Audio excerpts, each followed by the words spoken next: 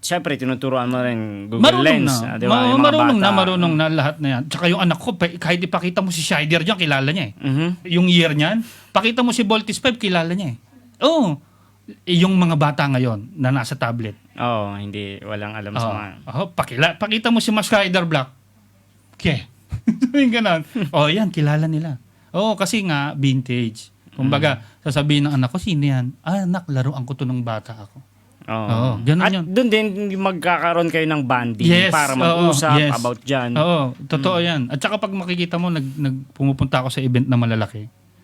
Pupunta ako sa yung mga event. Makikita mo, kasama ko yan. Hindi ko iniwan yan kahit kailan. Asama kayo.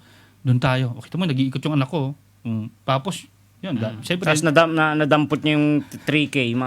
Papa! Nasa vintage kami. Yun, mahilig ka kasi ako sa ganyan. Kasi ako, ang dami kapatid. Ultimo lata. Ultimo bote na meron ako kapatid. Ang dami sa bahay.